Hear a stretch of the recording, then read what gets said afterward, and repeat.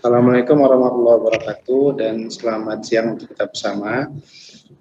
Saya ucapkan terima kasih banyak pada penyelenggara Sinesis yang telah memberikan kesempatan pada kami untuk memberikan presentasi hasil penelitian yang akan melakukan.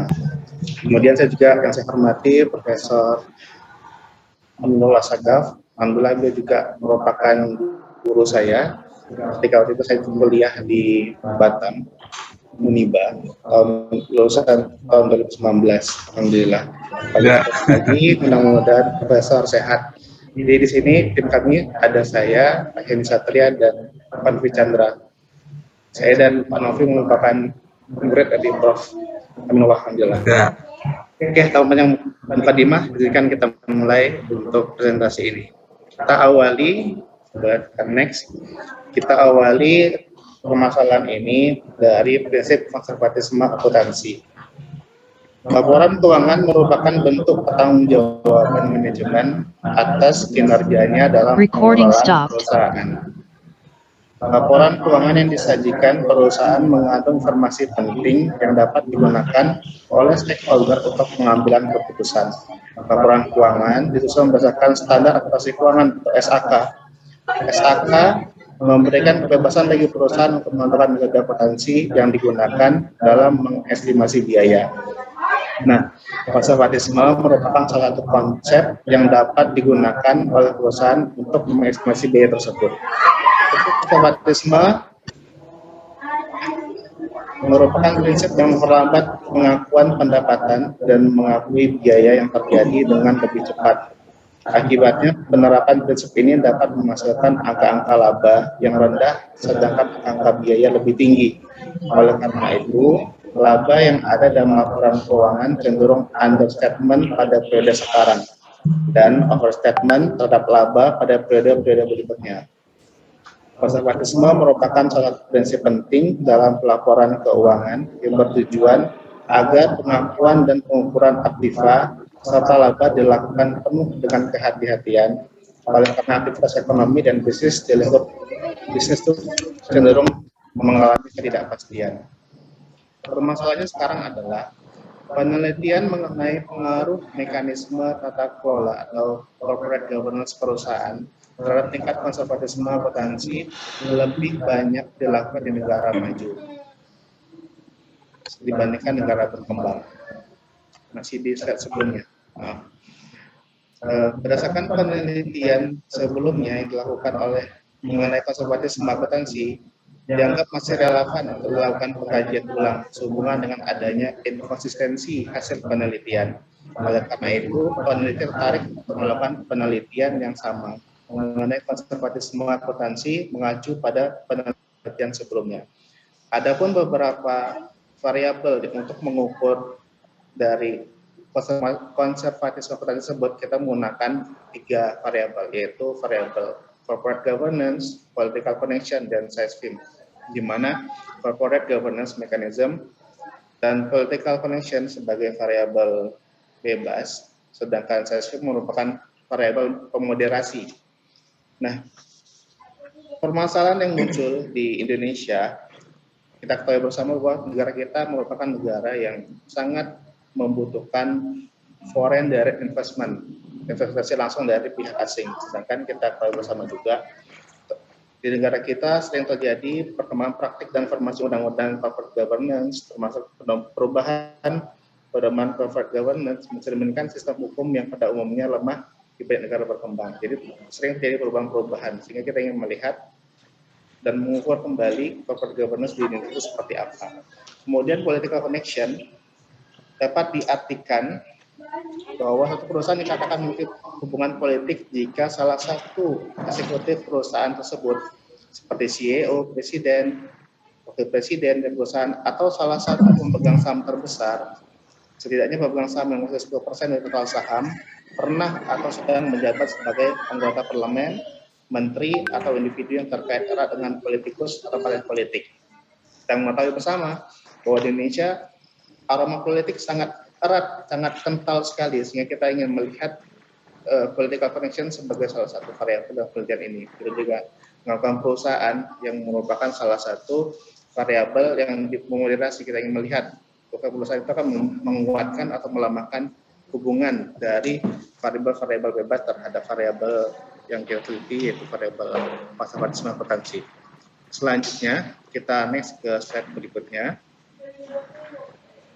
Secara teori, penelitian ini diharapkan dapat menjadi bahan referensi dan menambah wawasan dalam melihat masalah konservatisme akuntansi di negara berkembang. Dengan cara praktek, menjadi salah satu referensi dalam menerapkan corporate governance pada perusahaan dalam konteks konservatisme akuntansi, dan menjadi referensi bagi pemilik usaha yang memiliki koneksi politik bahwa konservatisme akuntansi memiliki peranan dalam menentukan perkiraan laba atau pendapatan. Selanjutnya, ini adalah rangka konsep kita, Richard conceptual framework kita, di mana sini merupakan variabel-variabel bebas, kemudian mempengaruhi terhadap variabel terikat kita, dan perusahaan merupakan bagian dari variabel moderasi. Selanjutnya, berdasarkan peta konsep tadi, model penelitian kita diketahui bahwa terdapat 7 hipotesis. Yang pertama, komisaris independen berpengaruh positif terhadap konservatisme akuntansi.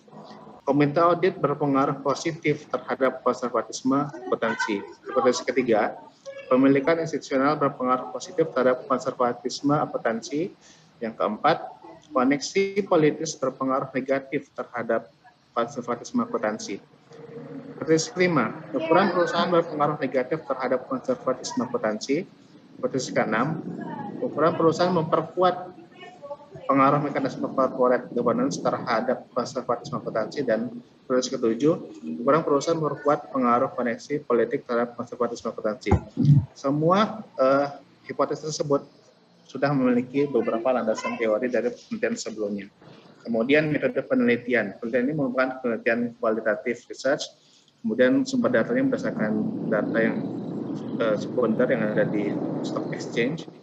Data collection ini kita menggunakan model dokumentari dan literatur review, dan alat teknik analisisnya menggunakan statistik distributed analysis dengan bantuan alat SPSS.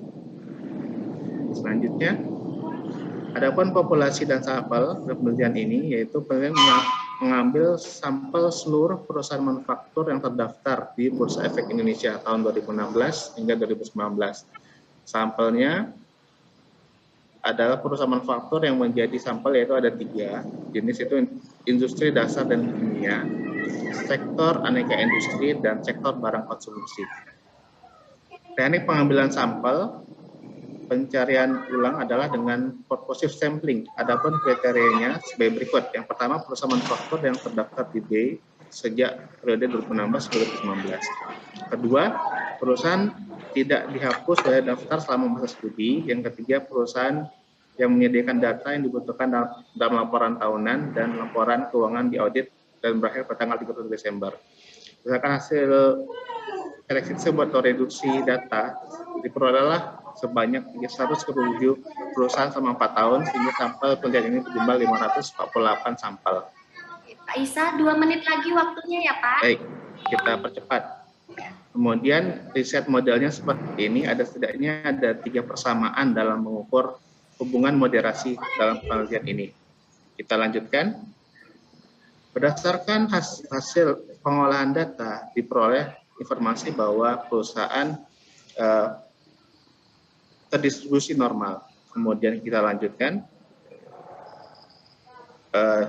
Sini juga hasil dari SPSS menunjukkan bahwa variabel tidak terindikasi multikualitaritas seperti itu. Hasil penelitiannya, hasil pengujiannya. Kemudian yang ketiga, berikutnya, hasil menunjukkan bahwa adanya linearity relationship dalam model struktur ini, sehingga saling memiliki hubungan dalam penelitian ini antara variabel yang kita tentukan.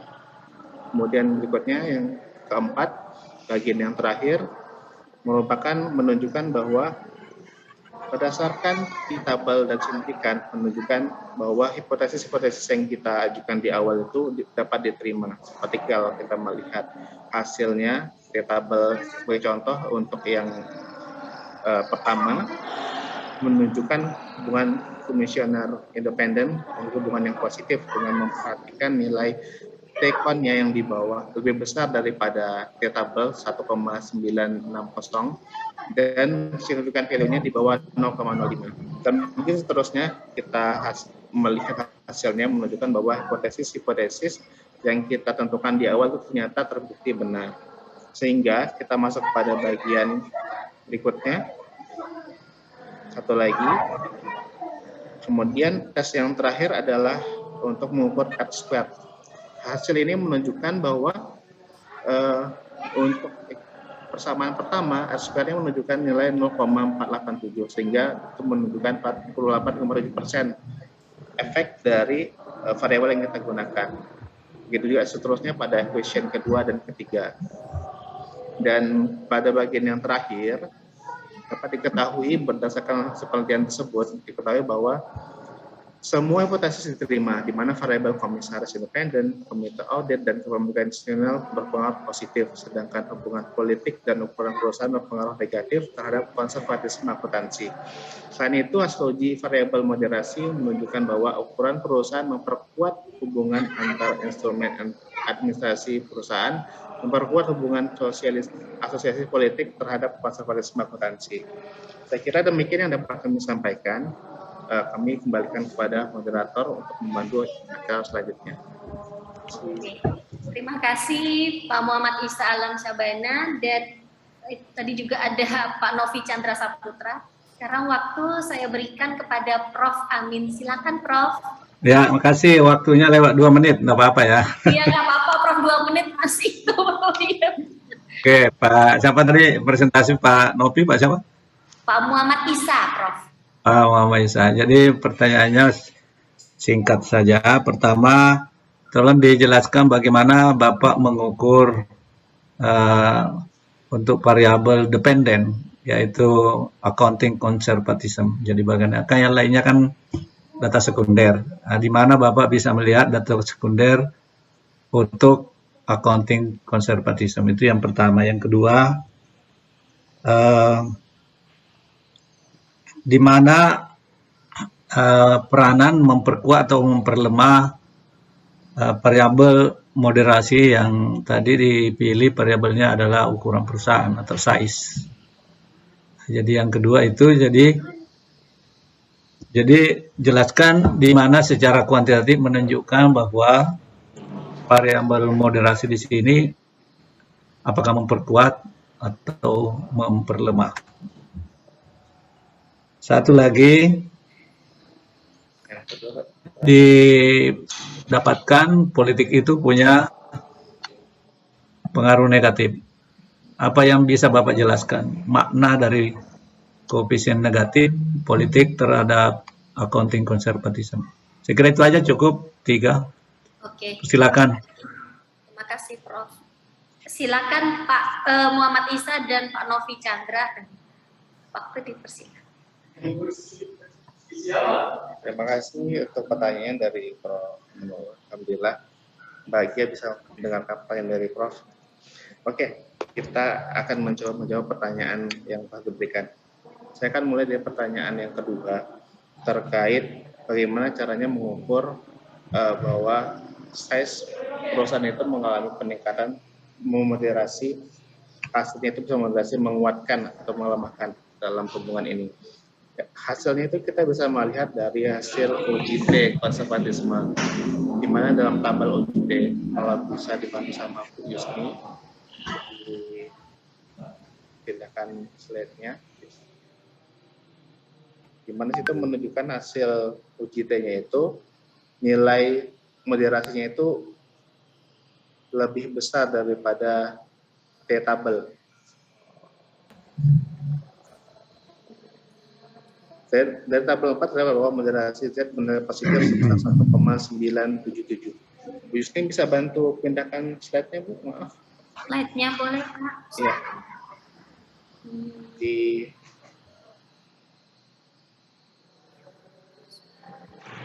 Bentar ya.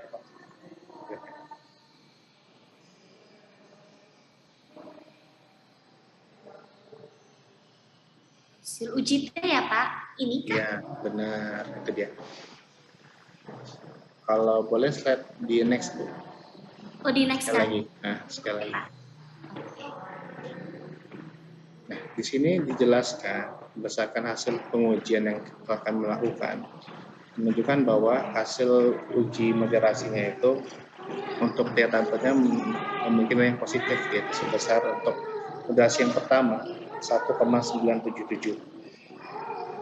Itu menunjukkan bahwa mekanisme corporate governance memiliki terhadap konservatisme akuntansi memiliki hubungan yang menguatkan karena saja itu positif. Sedangkan untuk hasil moderasi yang kedua itu menunjukkan untuk variabel ukuran perusahaan terhadap kondisi politik. Jadi ukuran perusahaan mempengaruhi kondisi politik terhadap konservatisme akuntansi. Jadi dasar menentukan itu memperkuat atau memperlemah adalah berdasarkan hasil dari T tabel tersebut.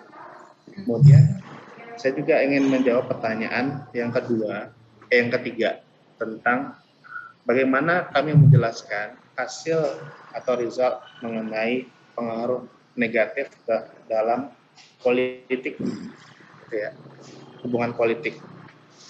Jadi hubungan politik ini kan diproyeksikan sebagai suatu koneksi yang dimiliki oleh perusahaan terhadap kekuasaan yang sedang terjadi, apakah dia dengan pejabat, dengan menteri.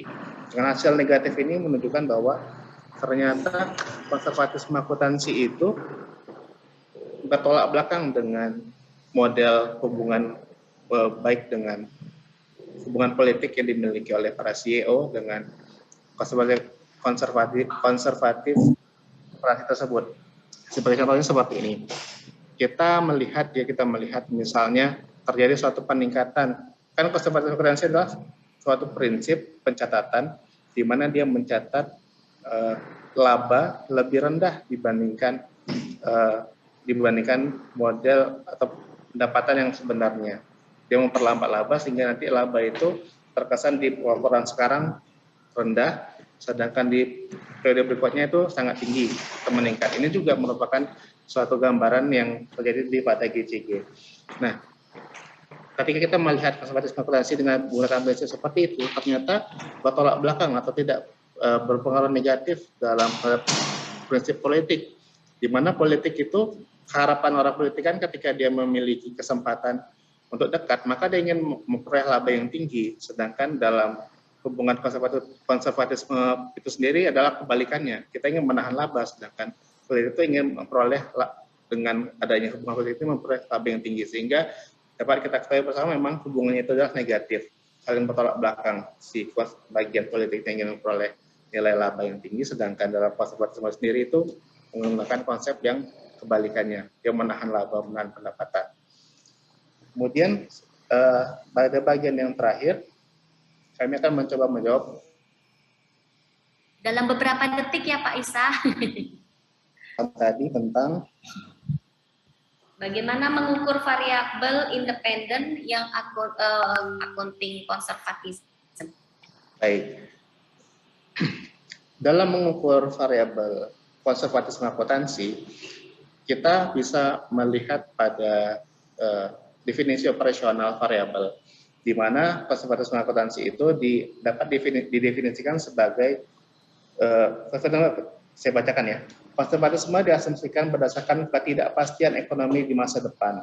Karena prinsip ini mengakui biaya atau rugi yang mungkin terjadi, tetapi tidak segera mengakui laba atau kemungkinan terjadinya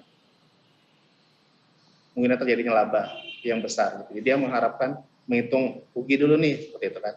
Adapun indikator dalam pengukuran konservatisme akuntansi itu yaitu laba sebelum extraordinary item ditambah depresiasi dikurangi laba arus kas dari kegiatan operasi, merupakan penelitian dari Taskia tahun 2019 dan sifatnya itu bernilai nominal seperti itu.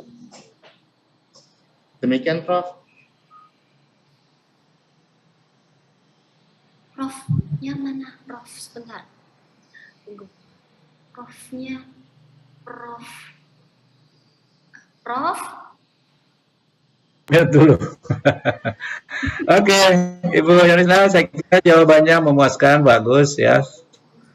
Sudah cukup, nggak perlu saya komen lagi. Oke. Silakan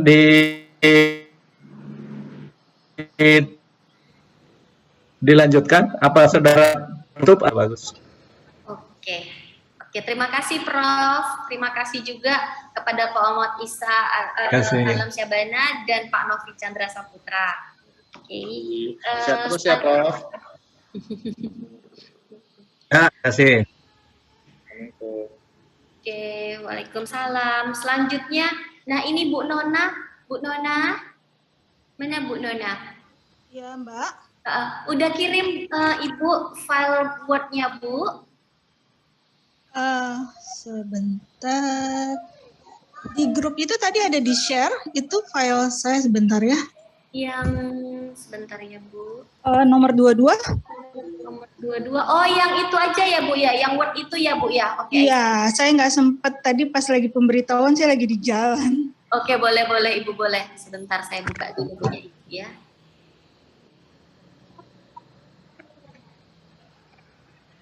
Oke. Prof, izin kita lanjut yang kedua atau Ya. Prof mau selesaikan dulu penilaiannya, Prof? Oke. Lanjut. Udah. Nanti sekalian aja penilaiannya sebentar selesai baru saya kirim. Oke, siap, Prof. Lanjut aja. Oke, izin share.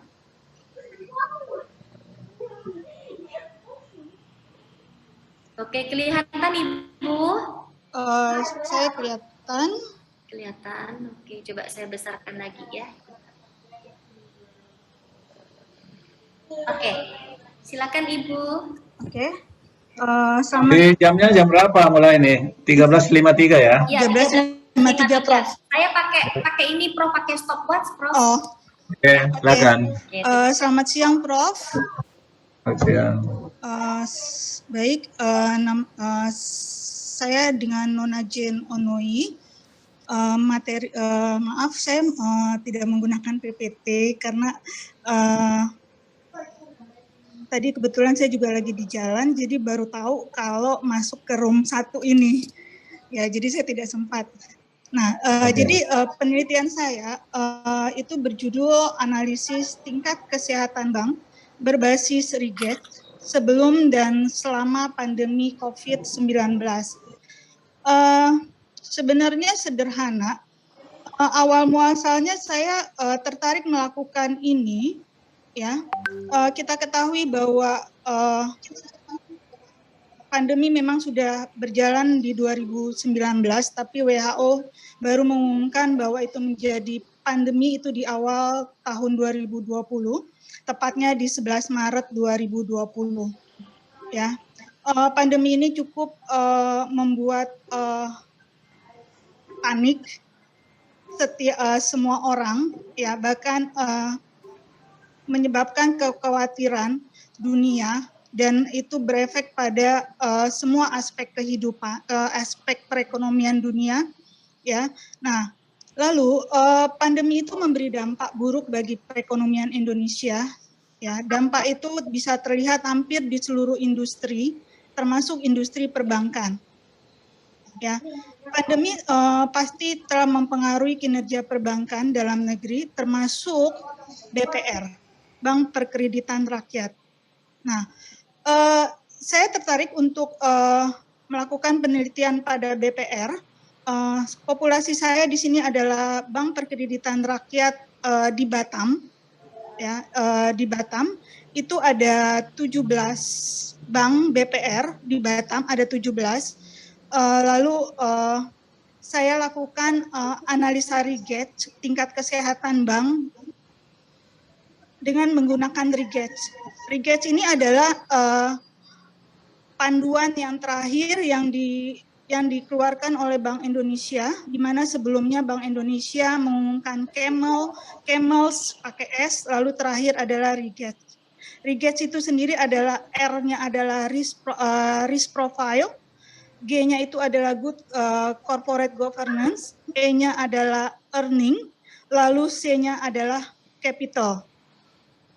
Risk profile di sini resiko. Nah, saya ukur dengan tingkat resiko itu saya ukur dengan menggunakan LDR, loan deposit ratio. Lalu untuk GCG itu nilai komposit yang dikeluarkan oleh setiap BPR, itu ada nilai kompositnya. Lalu kemudian untuk earning saya gunakan rasio ROA, return on asset. Lalu untuk capital saya gunakan rasio CAR. Ya. Hipotesa saya ada 4. Yang pertama bahwa terdapat perbedaan tingkat kesehatan bank dengan faktor risk profile yang diukur dengan LDR sebelum dan selama pandemi. Lalu H2, hipotesa kedua, terdapat perbedaan tingkat kesehatan bank dengan faktor GCG dan diukur dengan nilai komposit sebelum dan selama pandemi. H3, terdapat perbedaan tingkat kesehatan bank dengan faktor earning yang diukur dengan ROA sebelum dan selama pandemi. H4, terdapat perbedaan tingkat kesehatan bank dengan faktor capital yang diukur dengan CAR sebelum dan selama pandemi. Jadi hipotesa saya bahwa terjadi perbedaan tingkat kesehatan bank sebelum dan sesudah dan selama pandemi. Ya, penelitian saya ada penelitian kuantitatif dengan pendekatan komparatif. Ya, populasi saya adalah BPR di Batam sebanyak 27 BPR. Sampel saya ada 11 BPR. Saya gunakan beberapa kriteria sampel ya untuk mendapatkan 11 BPR. Lalu dari hasil penelitian saya ya saya lakukan pertama uji data bahwa data berdistribusi normal semuanya, lalu saya lakukan statistik deskriptif ya untuk mengetahui minimum, maksimum, min dan standar deviasi dari semua variabel ya. Lalu ini adalah data saya sebelum pandemi ya. LDR pada semua rasio ya, ada beberapa rasio yang berbeda, ada juga rasio yang sama.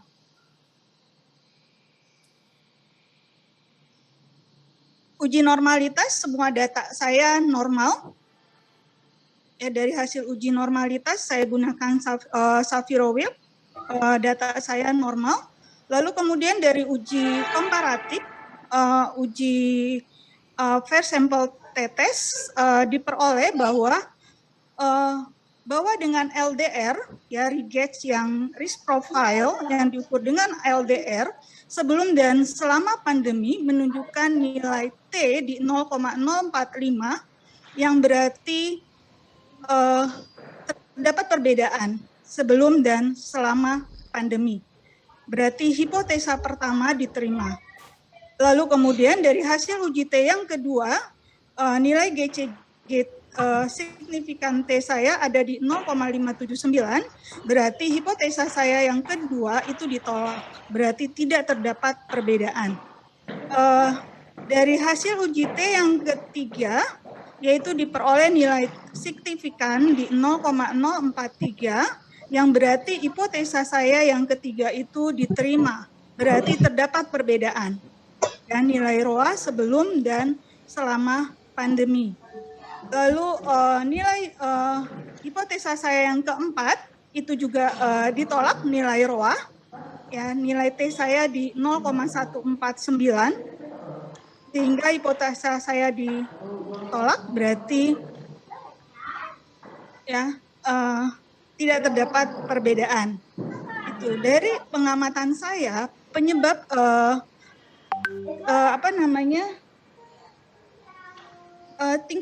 tingkat kesehatan bank sebelum dan selama pandemi itu ada beberapa rasio yang berbeda, tetapi ada juga rasio yang sama, ya tidak mengalami perbedaan. Jadi berarti bisa dikatakan bahwa BPR di Batang cukup aman, cukup bisa bertahan menghadapi pandemi yang ada, karena tingkat kesehatan yang ada relatif masih bagus. Itu dari kesimpulan saya. Demikian Prof yang saya bisa sampaikan. Oke. Terima kasih. Oke, terima kasih Ibu. Oke Ibu, 8 menit Prof. Oke, silakan Prof Amin. Stop screen dulu biar kelihatan adanya wajahnya. Kenapa Prof? Biar kelihatan Nah, wajah Ibu. tadi kan belum stop screen, saya bilang stop screen dulu. Ya Prof. Oke, saya kira Sama di Batam kita bawa Prof. ya satu rumah kita, satu pulau. Satu pulau. Begini Bu Nona, saya melihat Ibu penelitiannya bagus, tapi Ibu perlu menjawab beberapa pertanyaan saya. Tadi kan pendekatannya mau melihat apakah ada perbedaan. Itu memang betul di dalam statistik banyak alat untuk melihat perbedaan. Tapi yang saya mau tanya ke Ibu, untuk implementasi yang disebut perbedaan, bagaimana Ibu melihat perbedaan itu lebih baik atau lebih buruk? Nah, itu yang Ibu jelaskan. Karena di statistik dia hanya katakan berbeda atau tidak berbeda. Jadi saya ingin menggali bagaimana Ibu memaknai perbedaan itu dengan melihat data. Apakah perbedaan itu lebih baik atau lebih buruk? Itu yang pertama. Yang kedua, kenapa pada umumnya berbeda, tapi kok ROA tidak berbeda? Berarti kalau begitu, ROA dalam artian return, laba yang diperoleh ya sama saja. Berarti kalau itu sama saja, kalau kita melihat dari segi kinerja keuangan, seolah-olah tidak ada perbedaan. Kalau sama saja. Nah, itu Ibu silakan jelaskan kenapa tadi ROA ditolak. Artinya kalau ditolak, itu tadi menyimpulkan tidak terjadi. Nah, perbedaan. Yang ketiga terakhir, ya selalu tiga juga pertanyaan. Di antara ada yang berbeda, ada yang tidak. Bagaimana Ibu menyimpulkan bahwa ini sehat atau tidak sehat? Padahal tadi disimpulkan ada kontradiktif. Dari mana Ibu mengatakan bahwa ini sehat atau tidak sehat? Padahal pengukurannya tidak konsisten. Ada yang mengatakan signifikan, ada yang tidak. Nah, itu saya kira Bu Nona silakan dijelaskan. Terima kasih Prof. Sebenarnya pertanyaan Prof itu ada sudah saya jabarkan di pembahasan, tapi memang tadi pembahasan tidak secara detail saya sampaikan. Di sana selain membahas tentang perbedaan, saya juga membahas tentang rasio batas tingkat kesehatan bank. Kan BI mempunyai ukuran bahwa suatu bank itu dikatakan sehat, sangat sehat, sehat, kurang sehat, bahkan tidak sehat. Seperti itu, Prof. Nah, kalau dilihat berbeda dalam artian gini, contoh saya ambil LDR. LDR itu risk profile dengan diukur LDR. Saya menggunakan LDR. Ini di sini.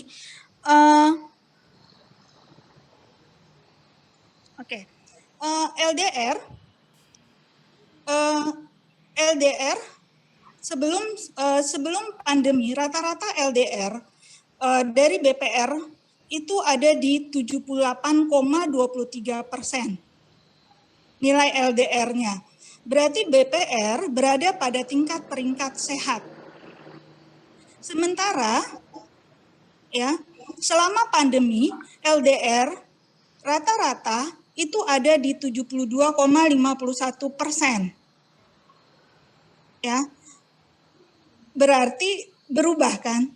Nah, pada tingkat sehat. Tetapi selama pandemi, justru LDR-nya itu dia naik tingkat, Prof. Peringkat 1 menjadi sangat sehat. Makanya dibilang terdapat perbedaan.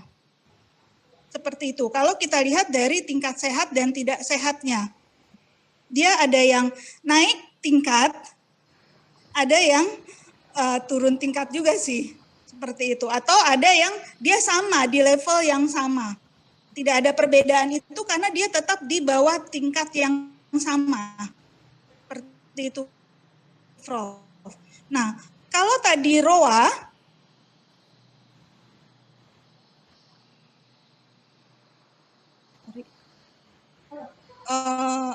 di ROA, oke, ini dia. ROA, rata-rata ROA, ya, sebelum pandemi, BPR itu ada di 2,86. Ya, berarti BPR ini berada pada peringkat 1. Sangat sehat. Lalu sementara dengan selama pandemi ROA-nya di 2,22, turunnya sedikit, Prof. Tapi dia tetap berada pada level yang sama, level sangat sehat juga. Karena kan BI itu punya kriteria bahwa suatu bank dikatakan sehat, tidak sehat ini untuk ROA.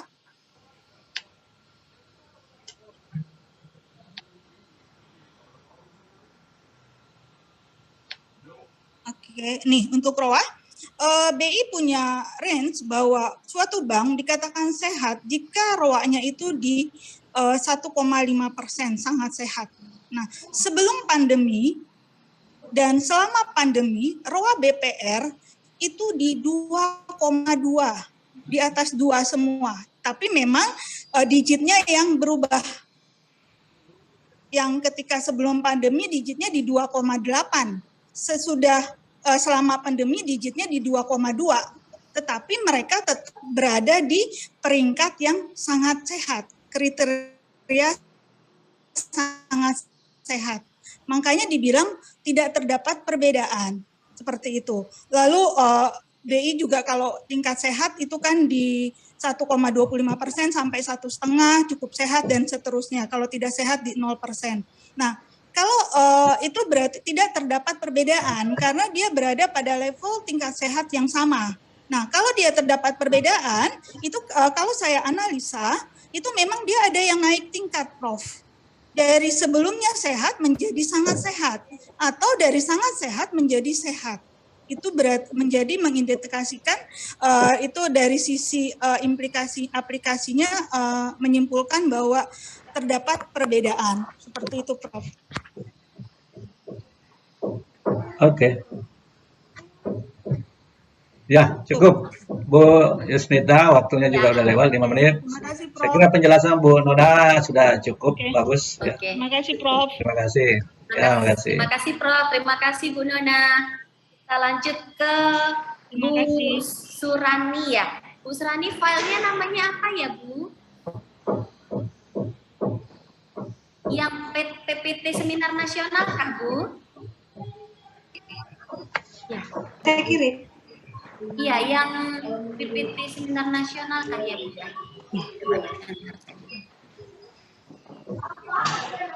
Oh ya, oke. Ya, Ibu.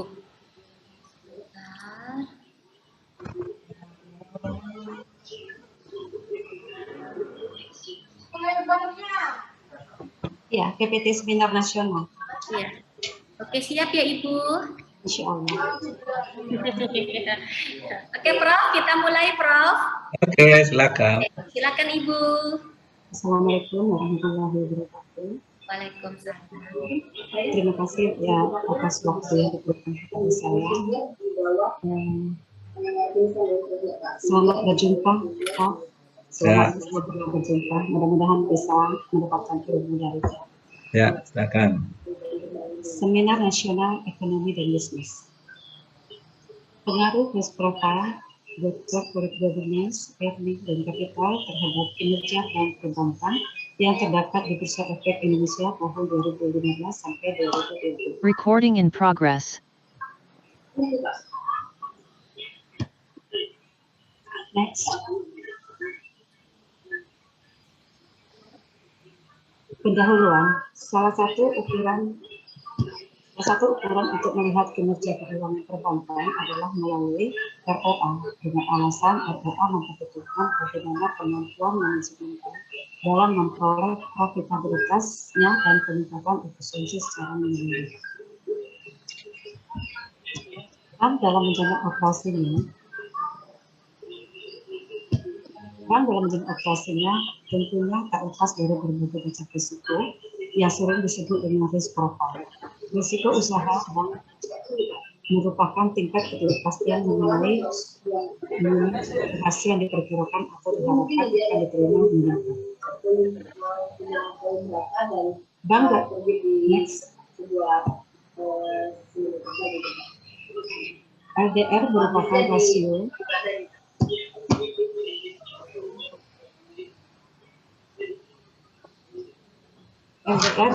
merupakan rasio yang mengukur kemampuan bank untuk memenuhi kewajiban yang harus dipenuhi. Sehingga di LDR, maka laba bank semakin meningkat dan asumsi bank tersebut mampu menyalurkan kreditnya dengan efektif dengan meningkatnya laba bank serta meningkatnya kinerja bank.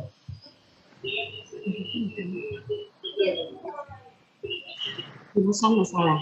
Apakah risk profile berpengaruh terhadap kinerja bank perbankan yang terdapat di Bursa Efek Indonesia tahun 2015 sampai 2020?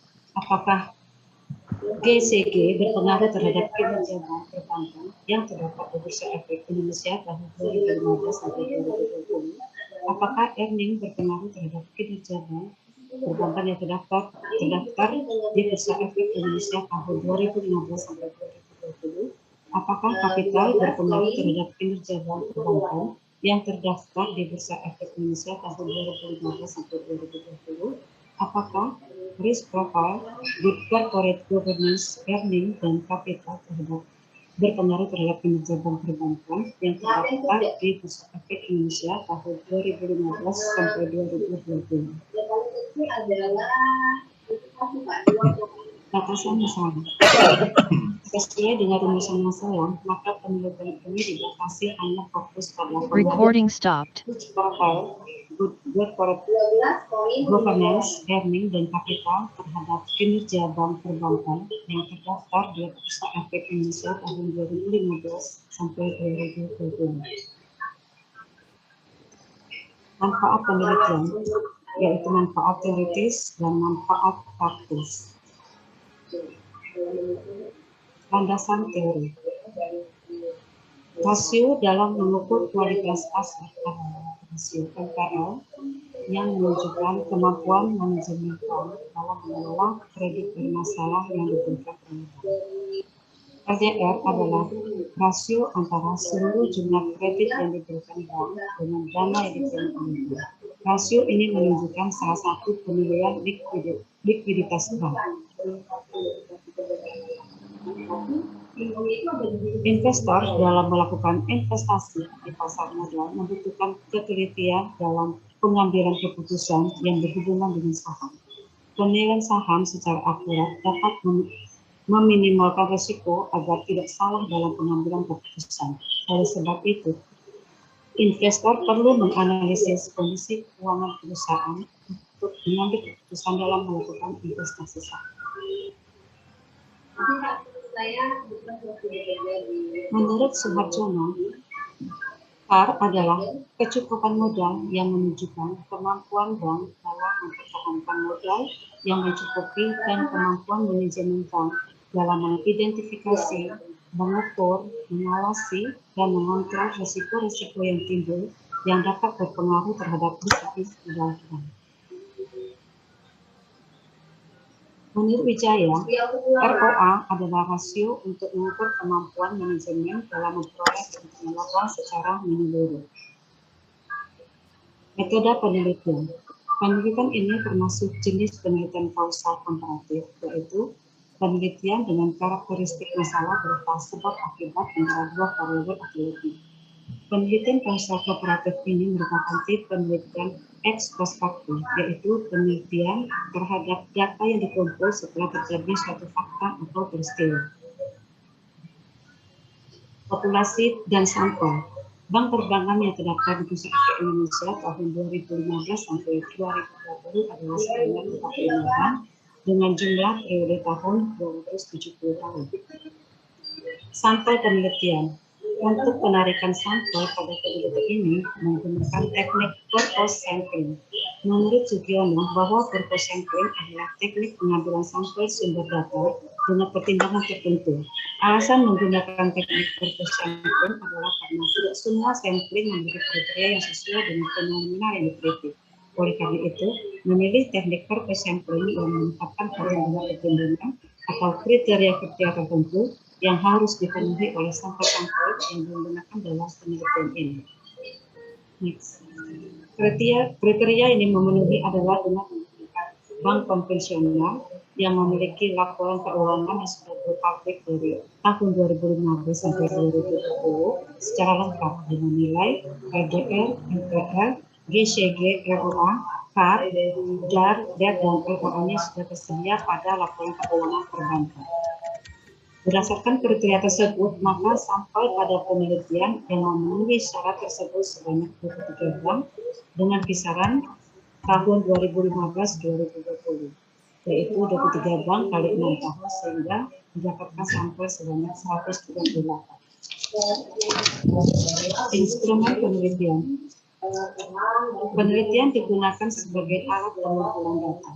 Dan instrumen yang lazim digunakan dalam penelitian ini adalah dengan menggunakan laporan publikasi keuangan bank konvensional dari tahun 2015 sampai 2020. Data yang dikumpulkan dalam penelitian ini adalah data sekunder, sehingga metode pengumpulan data menggunakan cara non-participant observation. Penelitian ini menggunakan uji asumsi klasik, yaitu uji normalitas, uji multikolonialitas, dan uji heteroskilastisitas, dan uji autotoleransi. Pengujian hipotesis. Hipotesis adalah suatu pernyataan sementara atau dugaan yang paling memungkinkan yang masih harus dicari kebenarannya. Hubungan antara variabel sehingga penelitian hipotesis maka dilakukan uji hipotesis yang bertujuan untuk mengetahui apakah ada tidaknya kebenaran yang signifikan antara variabel independen terhadap variabel independen baik secara parsial simultan. Berdasarkan hasil penelitian regresi secara parsial yang terlakukan seperti terlihat pada tabel 1 dipersiapkan bahwa pengujian hipotesis pertama, hasil pengujian perhitungan uji secara parsial untuk variabel risk profile atau X1 diperoleh T hitung sebesar 1,283. Tabel 1, 656 dengan nilai signifikan sebesar 0,202, yaitu lebih besar dari 0,05. Maka disimpulkan bahwa X1 tidak berpengaruh positif dan tidak signifikan terhadap kinerja perbankan. Pengujian hipotesis kedua, yang mana perhitungan secara parsial untuk variabel GCG atau X2 diperoleh nilai T sebesar T hitung sebesar 0,176 lebih kecil dari 1,656 dengan nilai signifikan sebesar 0,86%, lebih besar dari 0,05, maka disimpulkan bahwa X2 tidak berpengaruh positif dan tidak signifikan terhadap kinerja bank perbankan. Pengujian hipotesis ketiga yaitu hasil perhitungan uji secara parsial untuk variabel X3 diperoleh nilai hitung sebesar 7,867 lebih besar dari 1,656 dengan nilai signifikan sebesar 0 lebih kecil dari 0,05, maka disebutkan bahwa X3 atau earning berpengaruh positif dan signifikan terhadap kinerja perbankan. Pengujian hipotesis keempat, hasil perhitungan uji secara parsial untuk variabel X4 diperoleh nilai T hitung sebesar minus 1,268, yaitu lebih kecil dari 1,6, dan nilai signifikan sebesar 0,207 lebih besar dari 0,05, maka disebutkan bahwa X4 tidak berpengaruh positif dan tidak signifikan terhadap kinerja bank perbankan. Next.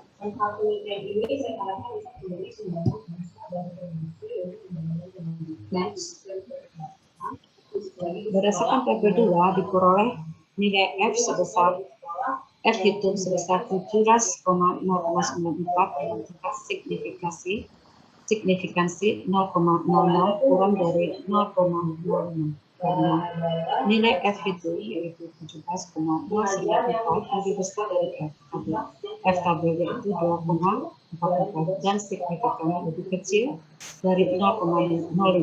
Maka dapat disimpulkan bahwa risk profile attribute 1 good governance 2 earning dan kapital eksternal secara bersama-sama berpengaruh positif dan signifikan terhadap kinerja bank perbankan. Berdasarkan hasil penelitian pada tabel 3, nilai R2 adalah 0,34. Hal ini menunjukkan bahwa risk profile berbagai governance dan dapat berpengaruh terhadap kinerja perbankan dengan tingkat prestasi sebesar 4%, dan sisanya dipenuhi oleh faktor lain di luar penelitian. Penutup kesimpulan, berdasarkan hasil dari analisis data dan pembahasan maka dapat diambil kesimpulan sebagai berikut. Yang pertama, risk profile tidak berpengaruh positif dan tidak signifikan terhadap kinerja bank perbankan. Yang kedua, GCG tidak berpengaruh positif dan tidak signifikan terhadap kinerja perbankan. Keempat, kapital tidak berpengaruh positif dan tidak earning yang ketiga earning berpengaruh positif dan signifikan terhadap kinerja perbankan. Yang keempat, kapital tidak berpengaruh positif dan tidak signifikan terhadap kinerja perbankan. Yang kelima, secara simultan, risk profile good corporate governance, earning dan kapital berpengaruh positif dan signifikan terhadap kinerja perbankan. Demikianlah pemaparan dari saya. Oke, terima kasih Bu Surani. Kita kembalikan ke Prof. Silakan Prof Amin. Ya, makasih. Lewat 3 menit. Ya, lewat 3 menit. Itu udah Oke, dibaca apa-apa. sama-sama di Batam kita Pak. Sesuai dengan pertanyaan saya. Kalau disiapkan, dicatat ya. Pertanyaan pertama,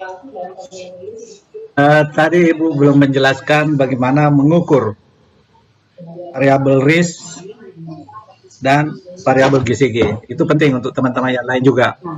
Karena Ibu menggunakan data sekunder, laporan keuangan tentu ini tidak ada di laporan keuangan. Bagaimana cara Ibu mengukurnya? Kalau untuk earning, kapital itu bisa. Tapi untuk risk dan GCG, karena banyak metode yang dipakai, Ibu jelaskan metode apa, bagaimana cara Ibu mengukur kedua variabel ini. Itu yang pertama. Yang kedua, tadi ada menemukan hasil risk profile berpengaruh positif terhadap kinerja. Coba Ibu bagaimana menjelaskan bahwa kinerjanya juga tinggi. Maknanya kalau positif berarti dia searah.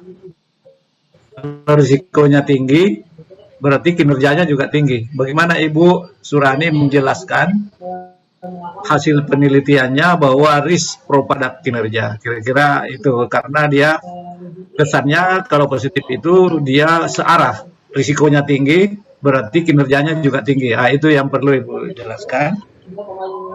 Tadi ada earning. Saya lihat Ibu menjelaskan dua perhitungan secara simultan, ada parsial.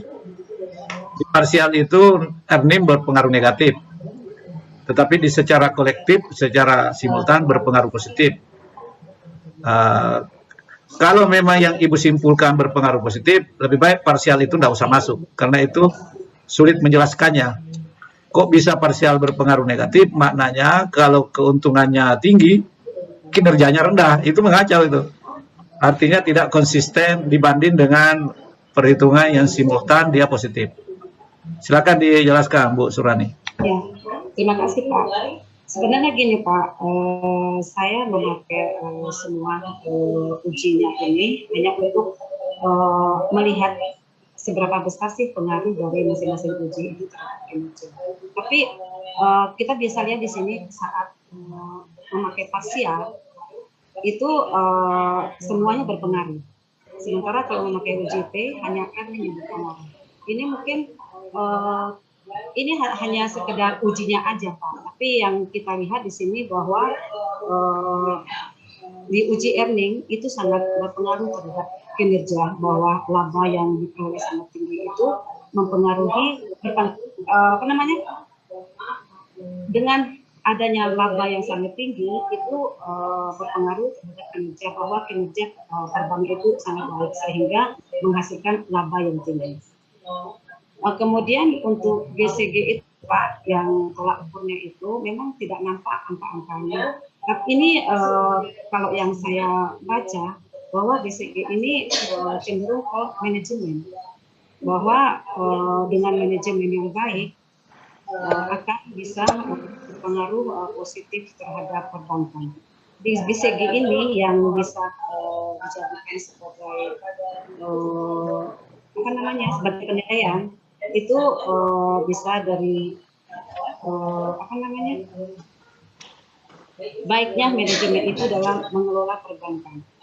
Misalnya GCG cara pemilihan komisarisnya, kemudian kedisiplinan kerja dari perbankan, kemudian penerapan dari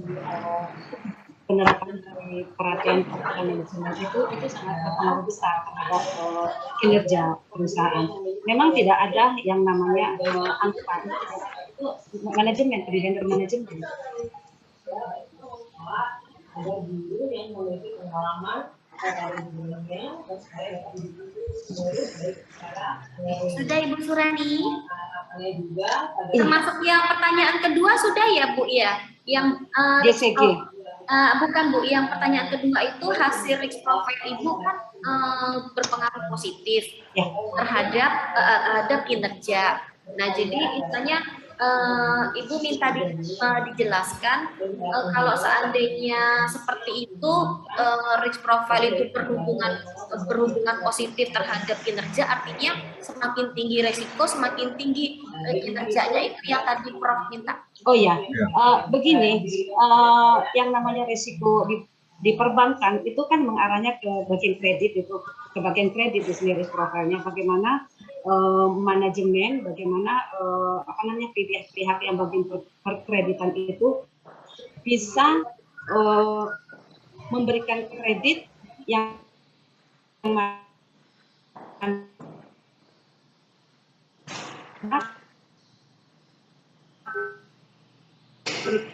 itu tepat sasaran, bekerja dengan begitu full power, mereka berusaha bagaimana agar setiap kredit yang diberikan itu tidak bermasalah. Kemudian bagaimana mereka memanage agar kredit yang diberikan itu tepat sasaran. Nah sehingga semakin mereka full power dalam menyeleksi perkreditan ini, sehingga kinerja ini semakin bagus gitu. Ya, sehingga jika kredit yang bermasalah itu semakin bisa ditekan, berarti kan kinerja perusahaan, kinerja bank kan juga semakin meningkat. Terima kasih Bu Surani. Prof, sudah 3 pertanyaan Prof. Oke, silakan. Oke. Sudah cukup Bu Surani. Terima kasih ya, penjelasannya sudah cukup, tidak perlu saya tanya. Terima kasih, silakan Bu Yusnita. Oke, terima kasih Prof. Demikianlah pemaparan dari saya. Assalamualaikum warahmatullahi wabarakatuh. Waalaikumsalam warahmatullahi wabarakatuh. Oke, kita masuk ke pemapar keempat, Pak Christophorus Antonius Meto. Bentar ya Pak.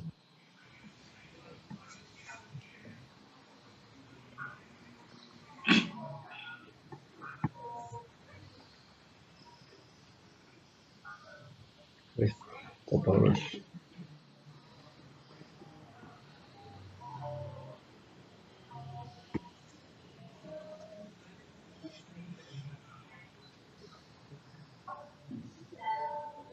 Oke, Pak Christophorus, jelaskah? Jelas. Jelas, oke. Udah siap Bapak? Siap. Oke, silakan Bapak. Ya. Selamat siang untuk kita semua. Assalamualaikum warahmatullahi wabarakatuh. Terima kasih. Waalaikumsalam. Ya, terima kasih atas waktu yang telah dipersilakan untuk saya. Sebelumnya izinkan saya untuk memperkenalkan nama saya, Christophorus Antonius Mieto dari Universitas Tribuana Tunggadewi Malang. Oke, selanjutnya.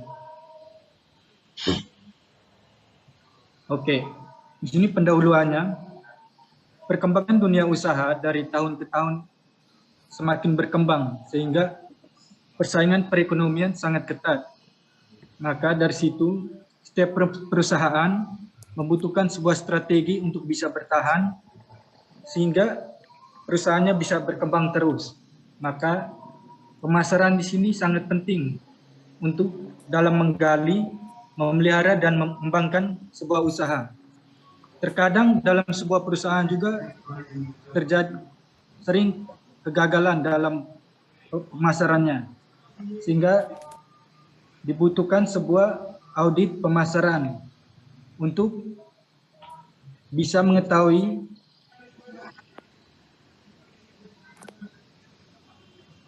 apabila perusahaan mengalami kegiatan pemasaran yang berjalan tidak mulus seperti penjualan menurun, margin yang menurun, kehilangan pangsa pasar dan kegiatan produksi. Ya, selanjutnya.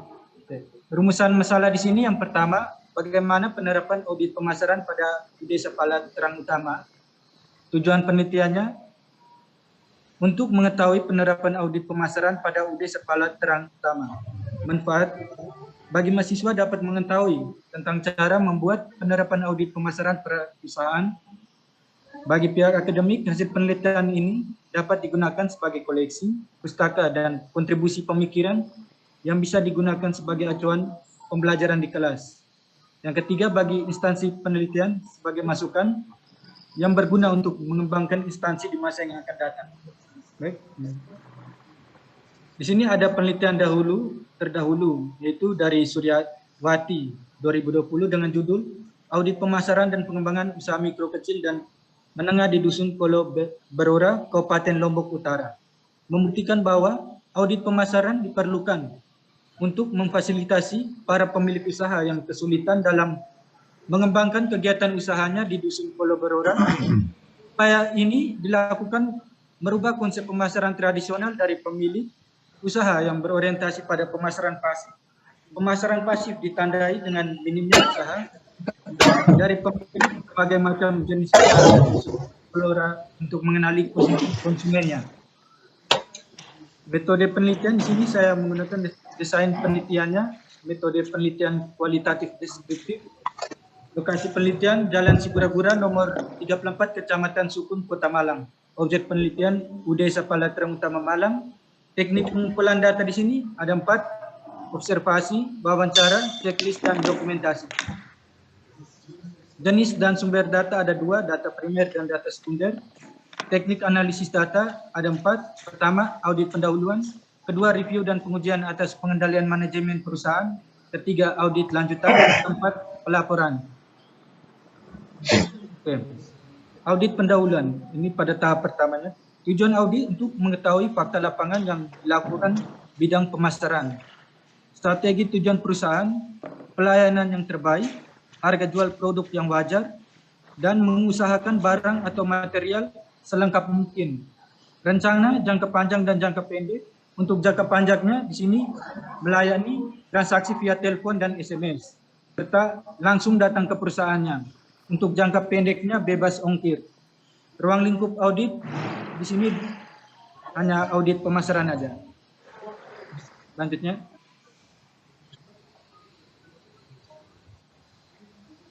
Bu.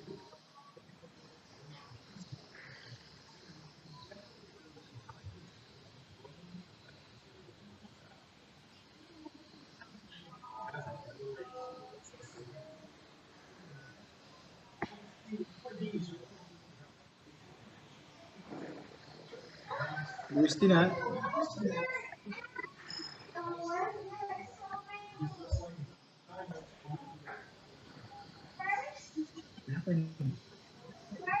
Bawa putus.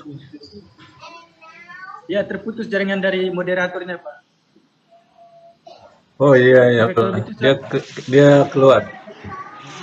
Jelaskan aja nggak apa-apa. Bapak jelaskan aja. yang kedua kan tahap keduanya review dan pengajuan atas pengendalian manajemen perusahaan. Tahap ini dilakukan untuk menilai efektivitas perusahaan dalam pelaksanaan strateginya. Yang ketiga, audit lanjutan. Dalam audit lanjutan ada 6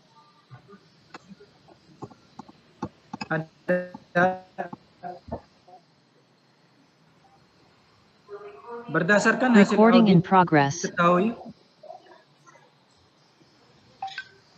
diketahui bahwa audit lingkungan ada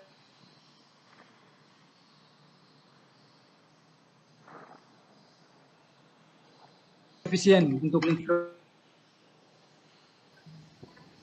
Yang kedua, diketahui bahwa audit strategi pemasaran pada UD Sepala Terang Utama Malang dinyatakan efektif dan efisien karena misi bisnis perusahaan telah dinyatakan dengan jelas dan berorientasi tersebut layak tujuan dan sasaran pemasaran perusahaan telah dinyatakan dengan jelas.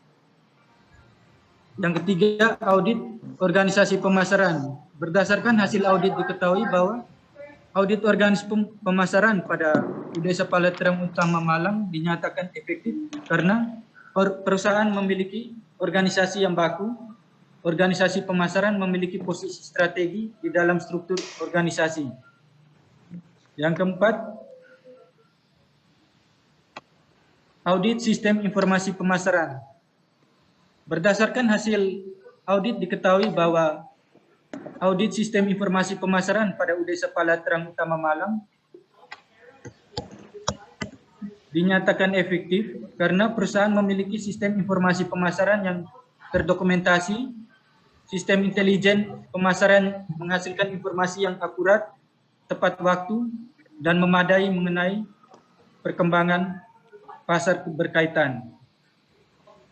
Selanjutnya, audit produktivitas pemasaran atau kebijakan produk. Berdasarkan hasil audit diketahui bahwa audit produktivitas pemasaran Terang Utama Malang dinyatakan efektif dan efisien karena perusahaan menyatakan secara tegas lini produk yang saat ini mampu mencapai tujuannya. Perusahaan telah memahami dengan baik sikap pembeli terhadap mutu produk perusahaan dan pesaing, tampilan, gaya, merek, dan karakter lainnya, serta strategi produk dan merek membutuhkan peningkatan. Yang terakhir, audit fungsi pemasaran. Di sini terbagi ada 3. Yang pertama, audit kebijakan penetapan harga. Berdasarkan hasil audit, diketahui bahwa audit kebijakan penetapan harga pada UD Sepala Terang Utama Malang dinyatakan efektif dan efisien. Karena perusahaan memiliki tujuan, kebijakan, strategi, dan prosedur penetapan harga yang dinyatakan secara tegas, strategi, harga perusahaan sesuai dengan aturan dan ketentuan pemerintah. Harga ditetapkan berdasarkan kriteria permintaan persaingan pelanggan melihat bahwa harga perusahaan sesuai dengan penawarannya. Baik Bu, selanjutnya. Yang kedua, audit kebijakan distribusi. Berdasarkan hasil audit diketahui bahwa audit kebijakan distribusi pada UD Sepala Terang Utama Malang dinyatakan efektif dan efisien. Yang ketiga, audit promosi dan publikasi. Berdasarkan hasil audit diketahui bahwa audit promosi dan publikasi pada UD Sepala Terang Utama Malang dinyatakan efektif dan efisien. Lanjut, Bu. Ya, ini sekira pendobelan lagi. Oke, sekian dan terima kasih. Oke, terima kasih Pak Christophorus. Terima kasih juga Bu. Wah, waktunya pas. Siap, Prof. Jangan-jangan Pak Christophorus pakai stopwatch di sana juga itu, Prof. Meskipun tadi gangguan Bu Yusnita keluar, dia tetap jalan. Tapi itu Iya, efektif. itu dia mantap. Oke, kita Saya punya 3 juga pertanyaan untuk Pak Christophorus. Tolong dicatat. Yang Ya, Pak. pertama, penelitiannya kualitatif, ya Pak Christophorus. Pertama, pertanyaan saya, apa yang menjadi temuan Bapak? Karena ini kan bagus juga kalau Bapak jelaskan apa yang menjadi temuan yang kira-kira yang sifatnya spesifik dari penelitian Bapak ini. Apa yang menjadi temuan bahwa audit ini memang penting dilakukan. Itu yang pertama. Yang kedua, waktu melakukan penelitian ini, dari mana saja Pak Christopher dapat datanya? Apakah dari internal perusahaan atau memperoleh dari eksternal, misalnya pelanggan atau orang yang memiliki keahlian, atau ada informan eksternal yang Bapak dapatkan informasi itu, atau informan yang ada di dalam perusahaan. Itu yang kedua. Yang ketiga, yang melakukan audit ini kalau menurut Bapak, penelitian Bapak, apakah sebaiknya independen eksternal atau perusahaan yang melakukannya?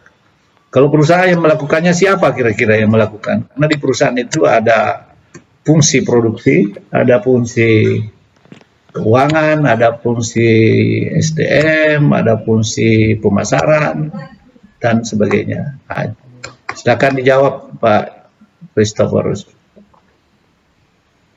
Ya, Pak.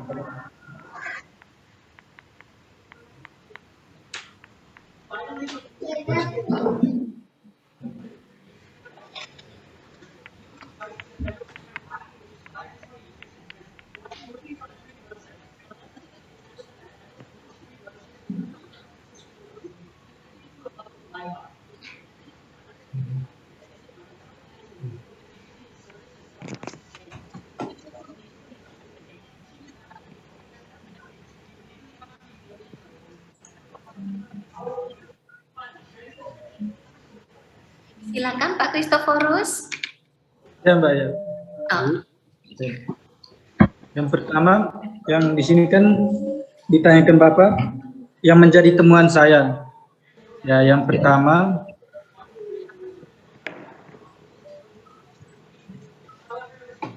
di perusahaan ini kan belum, ini bukan perusahaan juga UMKM lah, masih UD. Dan di sini pemasarannya itu masih bersifat tradisional, Pak. Masih belum adanya menggunakan istilah Bukalapak lah, online shop begitu.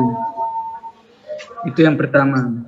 Terus yang kedua, di sini kan pada bagian makro dan mikronya ini kurang berjalan sesuai dengan audit.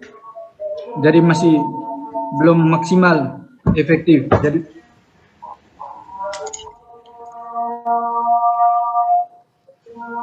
Jadi lebih untuk perusahaan itu lebih yang saya temukan untuk bagian reviewnya itu lingkungan pemasarannya yang kurang efektif. Jadi di sini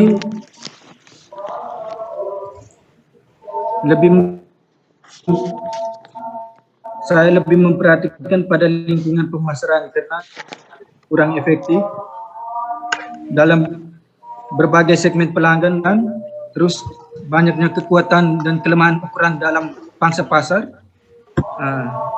Terus data yang saya dapatkan itu langsung secara wawancara dengan pemilik usahanya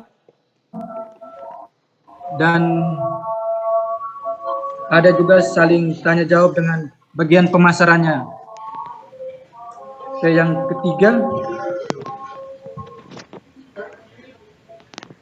Mbak Justina bisa apa ulang yang pertanyaan nomor 3? Bisa Pak Christophorus. Pertanyaan ketiga, siapakah yang sebaiknya melakukan audit ini, Pak? Misalnya atau dari internal kah atau dari eksternal kah? Kalau dari internal itu siapakah? Kalau misalnya dari eksternal kah, eksternal itu siapakah? Gitu ya, Pak.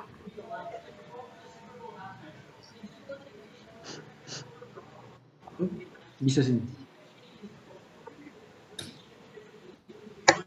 Maksudnya dalam mengaudit ini ya, Mbak? Ya, untuk melakukan audit ini.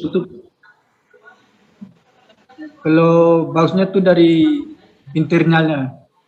Bisa juga dari internal, dari eksternal juga bisa, kan ada jasa-jasa untuk mengaudit. Intinya sebelum kita mengauditkan, kita ada pendekatan dulu dalam mengauditnya. Intinya dari seorang auditor lah, Mbak. Berarti dari eksternal, Pak. Eksternal. Ya, eksternal. Oke. Seorang Untuk auditor. yang audit pemasaran ini ya, Pak ya? Iya, audit pemasaran khusus. Oke, sudah Pak Kristoforus, tidak ada tambahan lagi? Ya, lagi. Oke, terima kasih Pak Kristoforus. Bagaimana Prof? Oke, saya kira cukup. Oke. Hanya tegas, singkat, ya. Saya kira sudah cukup. Oke. Silakan, Bu Yusnita. Ya, terima kasih. Lanjut kita ya, Prof. Iya, terima kasih juga. Kita ke Pak Nicholas Renaldo sebagai pemakalah kelima. Pak Nicholas sudah siapkah, Pak? Sudah siap, Bu. Terima kasih. Oke. Ya. Bentar ya.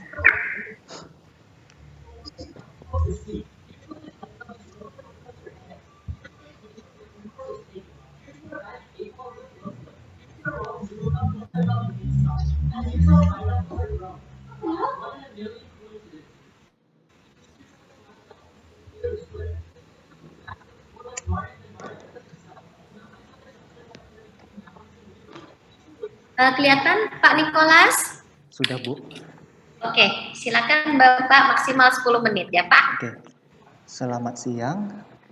Sebelumnya kami mengucapkan terima kasih atas kesempatan pada hari ini untuk memaparkan artikel kami yang berjudul The Effect of Material Flow Cost Accounting on Environmental Performance in Asian Agri Group Year 2015 until 2019. Di mana artikel ini ditulis oleh saya, Nicholas Renaldo, Pak Suharjo, dan Pak Andi. Kami berasal dari Institut Bisnis dan Teknologi Pelita Indonesia.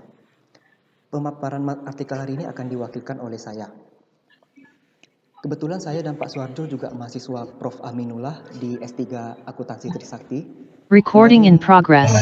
Kemarin kita berjumpa di semester lalu, Pak, mata kuliah Ekonomi Mikro Lanjutan. Wah.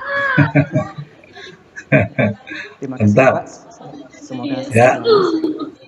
Ya, terima kasih. Jadi salah satu perusahaan sawit asal Sumatera yang terkenal itu adalah Grup ASEAN Agri. Perusahaan ini berdiri tahun 1979 yang bergerak di bidang pengolahan minyak kelapa sawit yang produknya adalah CPO atau crude palm oil. Untuk memastikan keberlanjutan dan daya saing di masa depan, manajemen perlu mempertimbangkan untuk mengadopsi teknik dan teknologi cleaner production atau CP yang akan mengatasi masalah limbah pada sumbernya. Nah, untuk mengatasi itu dapat menggunakan strategi, yaitu strategi EMA, Environmental Management Accounting, sebagai alat untuk melacak secara sistematis dan secara akurat terkait biaya lingkungannya. Nah, untuk fenomena yang kami angkat, itu terkait tingkat penggunaan kembali pupuk organik dan bahan bakar biomasa yang setiap tahun semakin turun, meskipun tingkat produksi cenderung stabil, di mana itu terlihat pada tren garis yang berwarna hijau. Diharapkan penggunaan kembali limbah ini dapat meningkat setiap tahun agar menunjukkan adanya ekoefisiensi dalam pengolahan produk. Next, Bu. Untuk dapat menghasilkan clean product, tentu diperlukan alur kegiatan produksi yang bersih. Untuk mendeteksinya dapat menggunakan Material Flow Cost Accounting atau MFCA, yang merupakan salah satu alat dari EMA. Pada akhirnya ini akan berdampak pada kinerja lingkungan suatu perusahaan. Penelitian Ulupui et al. Dan Lun mendukung pengaruh MFCA terhadap environmental performance. Landasan teori ada 4 teori, tapi yang menjadi utama adalah teori stakeholder, di mana membahas peran bisnis perusahaan tidak lagi terbatas pada beberapa pemangku kepentingan, dan sekarang perusahaan dianggap sebagai lembaga sosial yang dapat memberikan manfaat dan kesejahteraan bagi seluruh pemangku kepentingan. Next, Bu. Konsep MFCA ini bermanfaat bagi perusahaan untuk meningkatkan keberlanjutannya. Secara umum, ada 6 buah dimensi yang dipaparkan oleh Lund tahun 2019. Yang pertama, biaya produksi dengan pengukuran unit moneter. Kedua, luas lahan cakupan produksi dengan pengukuran luas unit area. Ketiga, nilai produksi dengan pengukuran unit produksi. Keempat, arus produksi material dengan pengukuran unit material. Kelima, proses hijau dengan pengukuran proses produksi. Keenam, produk hijau dengan pengukuran kualitas produk. Next, Bu. Terdapat beberapa research gap pada pengaruh antar variabel yang digunakan dalam penelitian ini. Dari beragam hasil tersebut, maka dibentuklah kerangka pemikiran sebagai berikut. MFCA sebagai variabel independen, environmental performance sebagai variabel dependent, dan external assurance sebagai variabel control. Next, Bu. Penelitian ini dilakukan di grup ASEAN Agri dengan menganalisis laporan keberlanjutan yang tersedia secara online di laman perusahaan. Periode yang akan dianalisis adalah tahun 2015 sampai 2019. Next. Definisi operasional variabel. Untuk environmental performance, di mana yang akan menjadi signifikansi dari penelitian kami, akan menggunakan proksi pemakaian kembali limbah produksi dengan rumus reuse dibagi dengan produce. Semakin mendekati angka 1, artinya semakin efisien dalam pengelolaan limbah. Untuk MFCA menggunakan pengukuran nilai produksi. Pada laporan keberlanjutan ASEAN Agri, data yang cocok adalah unit produksi CPO dan CPKO. Sedangkan external assurance sebagai variabel kontrol menggunakan skala nominal, di mana bila ada laporan audit eksternal dan sertifikat ISO, maka bernilai 1 Recording dan sebaliknya stopped. bernilai 0 jika tidak ada. Next. Analisis diawali dengan analisis deskriptif yang umumnya digunakan, kemudian diikuti dengan analisis regresi linier berganda dengan variabel dummy. Analisis regresi ini akan didahului dengan semua uji asumsi klasik yang ada. Terakhir menggunakan visualisasi data untuk menggambar garis linier, kurva kuadratis, dan kurva kubik untuk mencari tren, titik puncak, dan titik stasioner. Next. Statistik deskriptif. Untuk yang menggunakan skala rasio, umumnya data akan bagus apabila nilai rata-rata lebih besar daripada standar deviasi. Dan variabel MFCA dan environmental performance sudah memenuhi syarat tersebut. Tetapi, untuk menyederhanakan pengolahan data, maka nilai MFCA akan dilakukan transformasi logaritma natural. Next. Seluruh hasil pengujian asumsi klasik telah memenuhi persyaratan, mulai dari multikolinearitas, heteroskedastisitas, linearitas, normalitas, dan autokolerasi. Semuanya sudah lulus. Untuk analisis regresi berganda, material flow cost accounting memberikan pengaruh negatif dan signifikan terhadap environmental performance. Sedangkan external assurance memberikan pengaruh positif dan tidak signifikan terhadap environmental performance. Kedua variabel ini mampu menjelaskan perubahan pada environmental performance sebesar 98,3%. Sedangkan sisanya harus dijelaskan oleh faktor lain di luar model penelitian. Next. Nah, unit produksi yang meningkat akan meningkatkan biaya produksi secara eksponensial dan ini sudah pasti akan terjadi.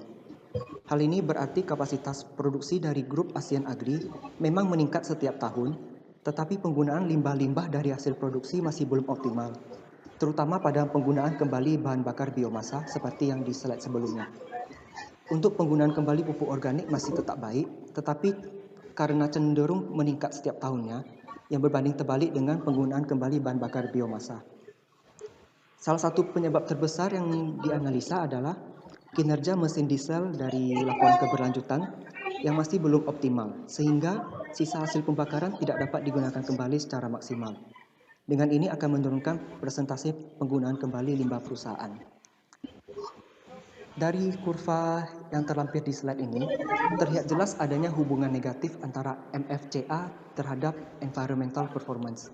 Hal ini juga sejalan dengan hasil analisis regresi berganda yang sebelumnya menunjukkan pengaruh negatif. Next. Berdasarkan analisis persamaan kuadratis, Dengan menggunakan turunan pertama dari persamaan, akan didapatkan titik minimum pada 14,096 untuk MFCA dan 0,561 untuk environmental performance. Dengan asumsi lainnya dianggap konstan, maka kinerja lingkungan terendah berada di angka 56,1%, dan hal ini termasuk baik karena mampu melakukan efisiensi di atas 50%. Next. Berdasarkan hasil analisis persamaan kubik, dengan menggunakan turunan kedua, akan didapatkan titik stasioner pada 14,005 untuk MFCA dan 0,631 untuk environmental performance. Dengan asumsi lainnya dianggap tetap, maka kinerja lingkungan perusahaan akan stabil ketika MFCA berada pada titik 14,005 atau 1.200.000 metrik ton. Estimasi untuk kegiatan perusahaan hanya dapat berada di rentang MFCA-nya 13,85 sampai dengan 14,15 atau 1 juta metrik ton sampai dengan 1,4 juta metrik ton per tahun. Ketika hanya produksi 1 juta metrik ton, maka kinerja lingkungan dari perusahaan masih berkisar di 0%, sedangkan apabila mencapai 1,4 juta metrik ton per tahun, diprediksi mendapatkan 100% kinerja lingkungan. Tetapi ini hanyalah ceteris paribus, karena secara perhitungan tidak bisa mendapatkan angka 100%. Tetapi pada kenyataannya banyak faktor yang perlu dipertimbangkan selain MFCA itu sendiri. Next. Berdasarkan hasil analisis, material flow cost accounting memberikan pengaruh negatif dan signifikan terhadap environmental performance.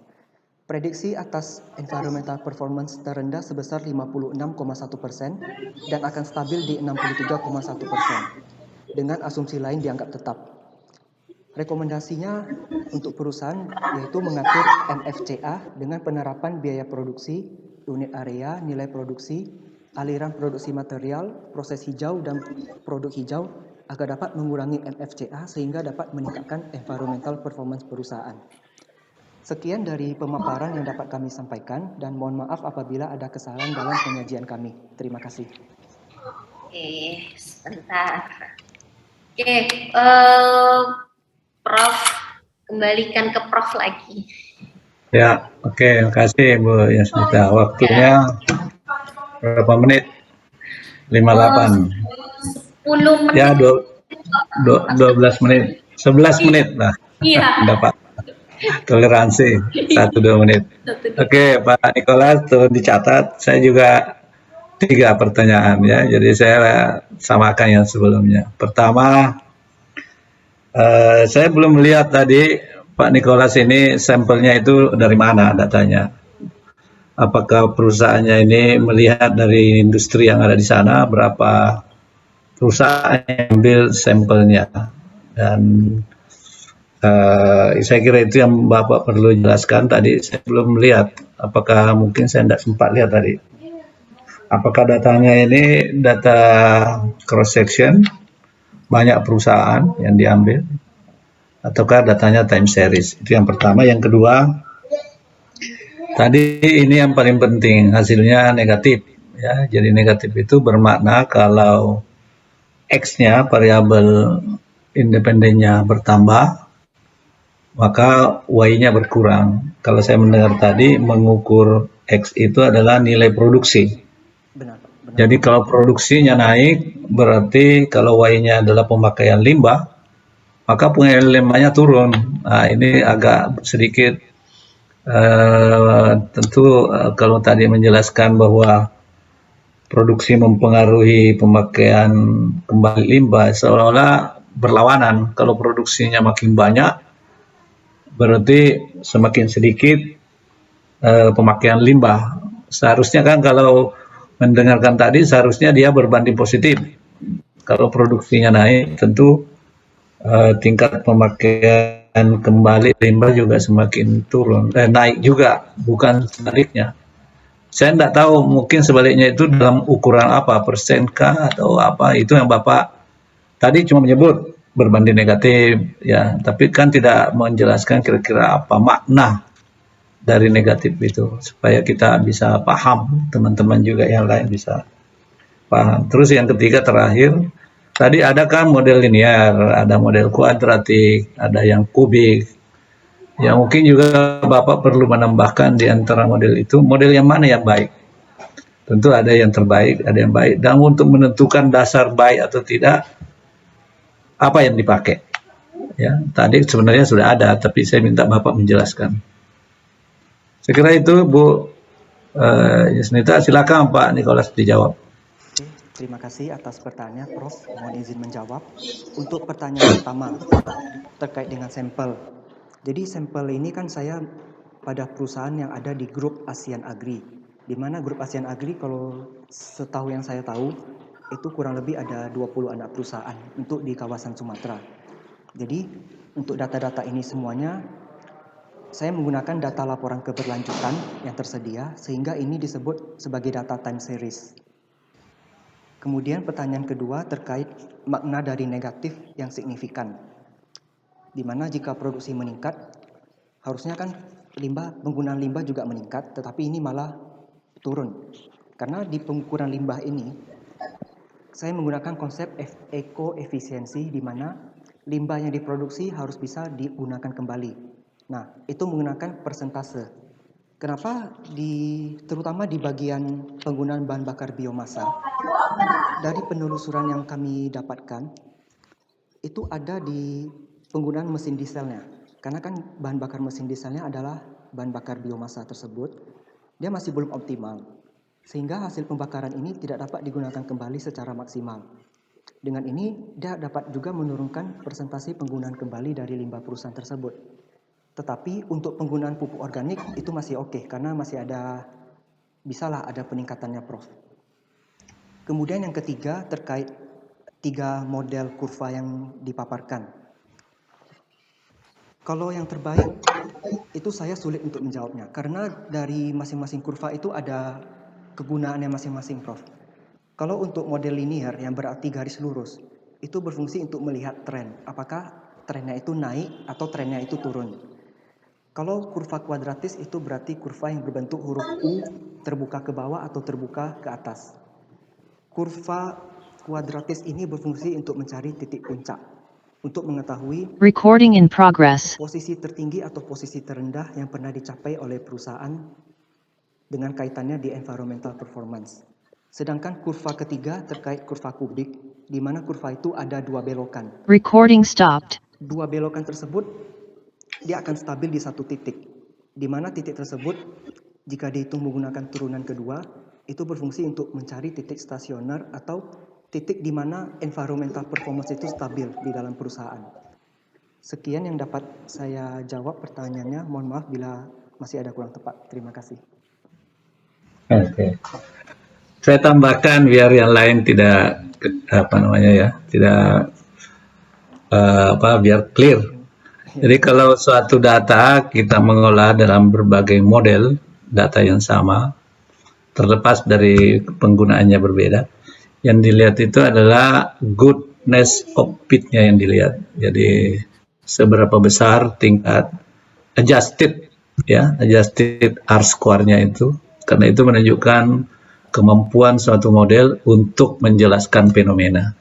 Jadi semakin tinggi goodness of fit-nya berarti semakin fit suatu model untuk menjelaskan fenomena. Saya nyatain, tapi saya lihat tiga-tiganya tadi di atas 0,9, berarti semuanya di atas 90%.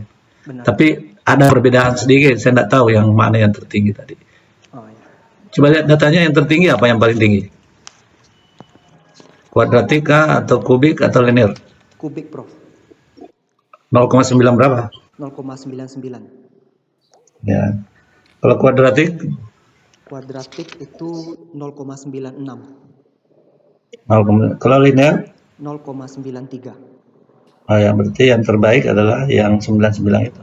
Itu saja saya tambahkan, Bu Yusnita. Saya kira bagus presentasinya. Terima kasih. Silakan. Oke, terima kasih Pak Nicholas, terima kasih Prof. Prof, jadi pengen jadi asisten Prof deh, keren banget. Oke. Itu Pak Nicholas, aduh, apa itu tadi? Oke, saya kira bagus. Ke yang terakhir ya Prof ya. Oke. Bu Adelaida Krista Manesan dulu. Ibu. Sudah. Oke. Oke. Masih Mbak, Bu Yusmita. Apa Ibu? Itu Ini Laida masih Mbak, belum Bu. Oh gitu ya. Oke Mbak. Oh iya Mbak. Mahasiswa saya. Takut nanti kalau manggil Mbak nggak sopan itu.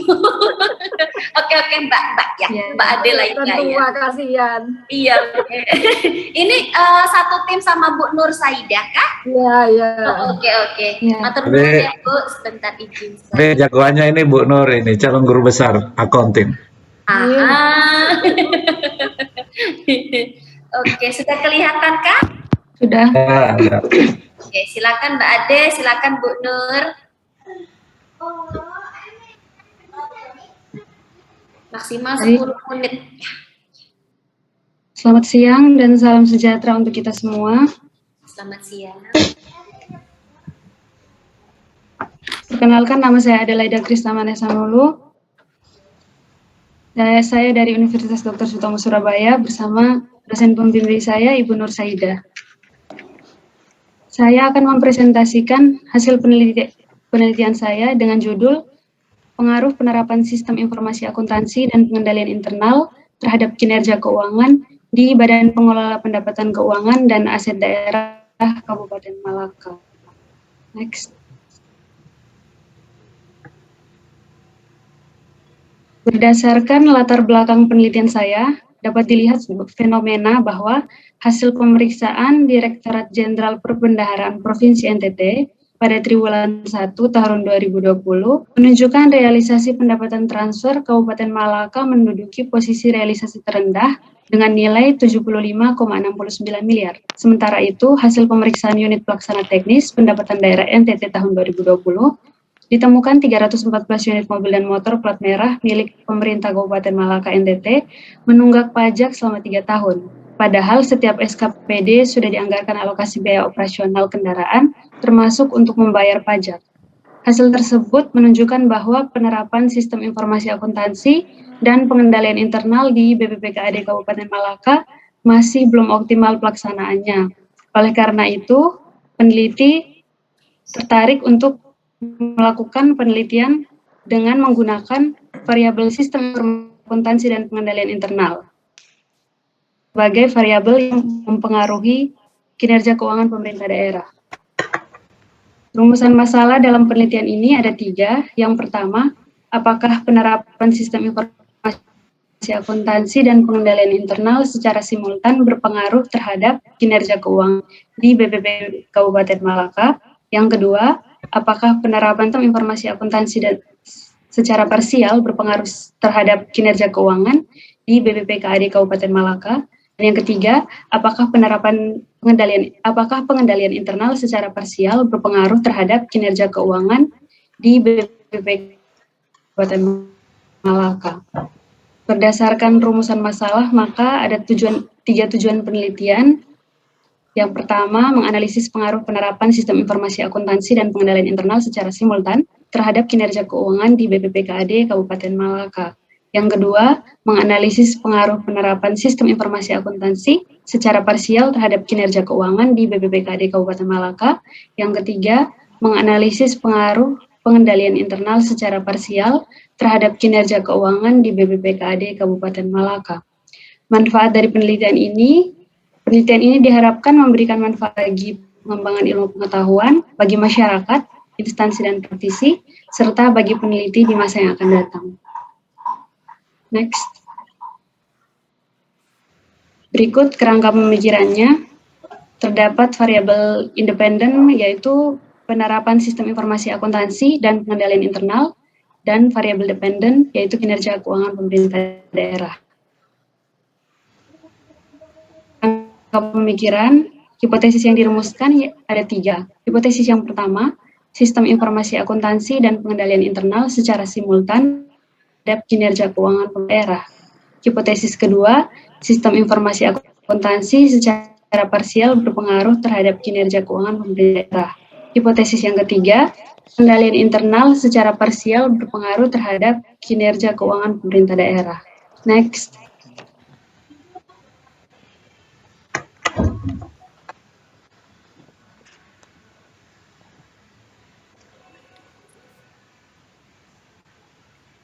Identifikasi variabel dan pengukurannya.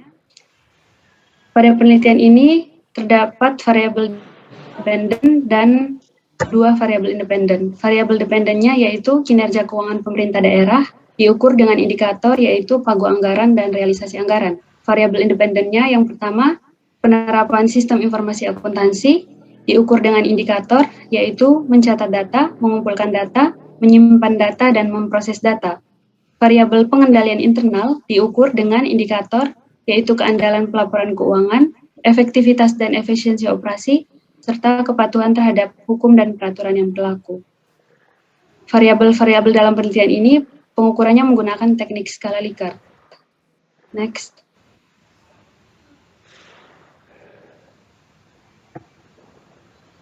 Populasi dan sampel. Populasi dalam penelitian ini adalah seluruh staf pada kantor BPKAD Kabupaten Malaka, yaitu sebanyak 38 orang yang terdiri dari kepala badan, sekretariat, kasubag, kabid, kepala seksi, dan staf-staf. Pengambilan sampel untuk penelitian, menurut Arikunto tahun 2010, jika subjeknya kurang dari 100 orang, sebaiknya diambil semuanya.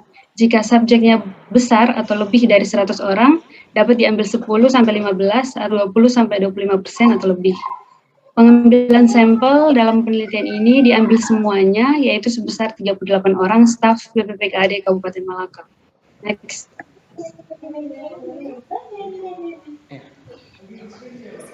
Jenis dan sumber data.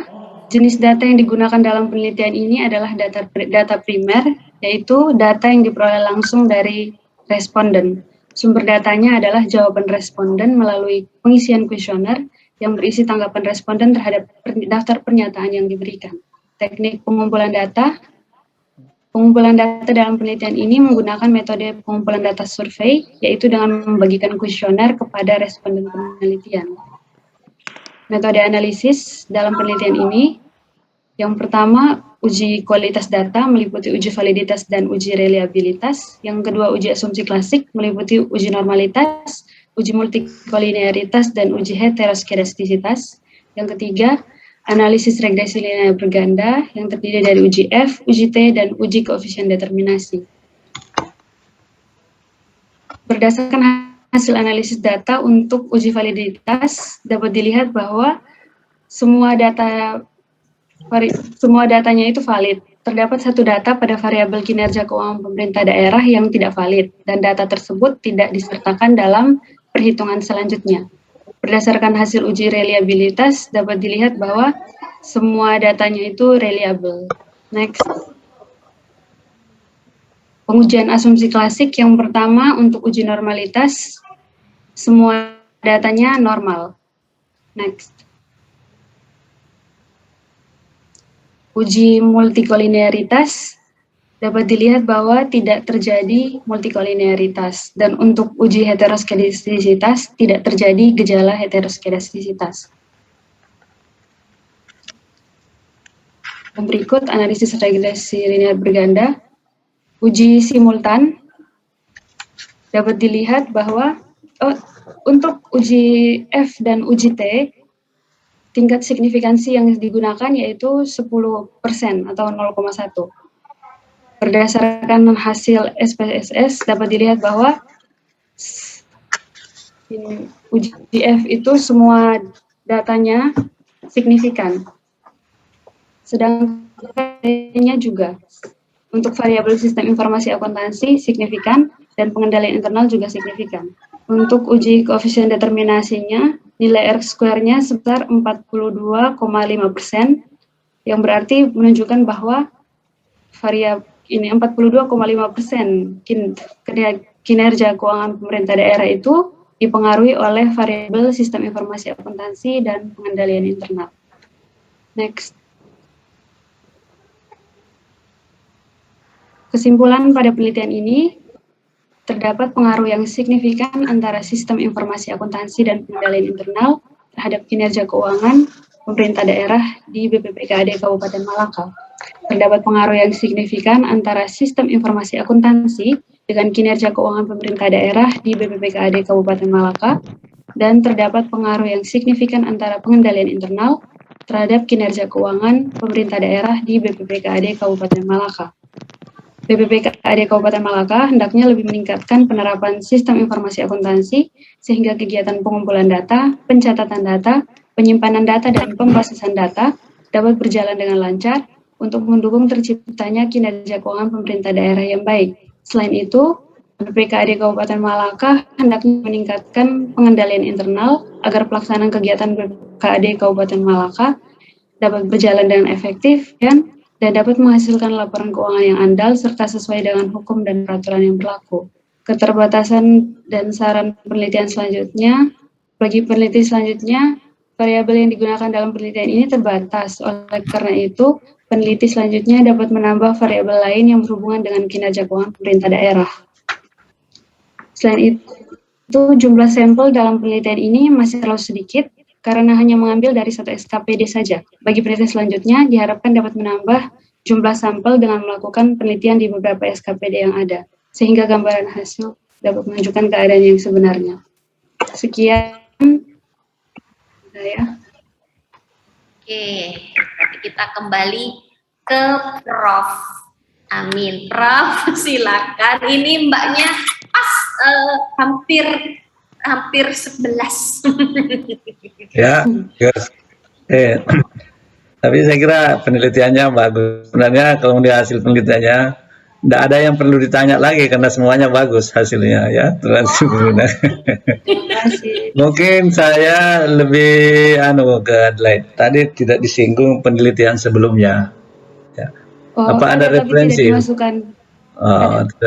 Penelitian sebelumnya mungkin itu bagus juga kalau ditampilkan bagaimana penelitian sebelumnya di tempat yang lain, bukan di kabupaten ini. Apakah cukup dengan variabel itu saja yang dipakai untuk mengukur suatu kinerja di dalam pengelolaan keuangan di suatu kabupaten? Ya, maksud saya kan tadi disarankan penelitian ke depan itu menggunakan variabel apa. Ya, mungkin dari situ bisa nanti dilihat peneliti-peneliti di masa akan datang, variabel apa saja kira-kira yang belum diperhatikan ya, karena bukan satu-satunya variabel itu ya. Kemudian yang berikutnya tadi saya tidak melihat asumsi klasik itu belum lengkap, jadi mungkin juga itu disarankan penelitian ke depan. Asumsi klasik itu juga dilengkapi, bukan hanya yang 3 itu, tapi ada autokorelasi juga penting. Ya, karena autokorelasi itu salah satu metode, salah satu yang mengukur residual hubungan antara pengamatan dengan pengamatan. Saya lihat tadi hanya multicollinearity, heteroskedasticity, normalitas. Jadi masih ada 2 lagi yang belum, yaitu linearitas dan autokorelasi. Nah, itu perlu juga. Tapi itu juga nanti disarankan kepada peneliti ke depan. Sebenarnya juga ini tidak salah, tetapi untuk lengkapnya suatu asumsi klasik itu 5 itu yang dipakai. Nah, terus kira-kira apa yang merupakan keunikan dari penelitian Adelaide ini? Keunikan itu apa yang merupakan originalitas dari penelitiannya? Itu silakan ditambahkan apa yang menjadi originalitas dari penelitiannya. Baik, Prof. Ditambahkan atau dijelaskan? Ya, jelaskan. Menurut saya, kelebihan penelitian saya dengan penelitian lain itu bisa dilihat juga dari penelitian terdahulu yang tidak saya cantumkan di PPT. Itu secara garis besar penelitian terdahulu dengan penelitian saya terletak perbedaannya pada variabel-variabel penelitian yang digunakan, indikator-indikator variabel penelitian yang digunakan. Kebanyakan penelitian lain menggunakan variabel yang indikatornya itu mirip, sedangkan untuk indikator pagu dan realisasi itu pada variabel kinerja keuangan itu saya rasa belum terlalu ada. Menurut saya begitu, Prof. Oke, saya kira Bu sudah cukup penjelasannya untuk sekelas Adelaide ini mahasiswa S1 ya, S1 atau S2? S1, Prof. Wah, luar biasa ini. Aduh, iya Prof. Saya mikirnya tadi Bu Nur Sayyidah kan membimbing mahasiswa S2 kan Prof. Iya, tapi ini satu prestasi yang Bu saya kira Yusnita. bagus ya. Iya, Karena itu makanya. karena peserta-peserta seminar ini kan kebanyakan dosen. Nah, ini anak mahasiswa S1, tapi Iya, banyak kan S1, yang S2 ada beberapa, S3 juga ada sih, S3. ya. Oke. Luar S3 itu biasa. mahasiswanya Prof. Amin. Prof. Oh, Amin sebagai mahasiswa. Kaprodi Prof. Amin di kami sebagai Kaprodi S3 Manajemen Bu Yusnita. Ya. Iya makanya tadi jadi saya pikirkan aduh Prof Amin ini banyak sekali ilmunya terus Profnya kan nggak pernah berhenti belajar kayaknya harus deket-deket sama Profnya deh kayaknya Prof nanti minta izin simpan nomor Prof ya kalau nggak keberatan minta izin juga kontak Profnya juga Bapak dicatat. Tapi yang lain-lain tadi mahasiswa semua pasti tahu nomor saya. iya itu nih Nanti kalau mau dikontak enggak apa-apa 0811 0811 boleh 354 354 oke Prof 340 340 9 oke matur nuwun ya Prof tugas kita udah selesai ya. Sudah tinggal ditunggu Prof saja. Saya segera masukkan, tapi saya yakin semua nilainya bagus ya. Oke, Bapak Ibu silakan sambil menunggu Profnya mengeksekusi, Bapak Ibu jangan keluarnya langsung keluar dari Zoom-nya, tapi silakan kembali ke main room. Terima kasih banyak Prof, terima kasih banyak Bapak Ibu. Terima kasih ya. Saya input nilai dulu. Terima kasih. Ya Prof, semangat. Terima kasih Prof Amin, semoga sehat. Iya, sehat selalu. Silakan kembali kita.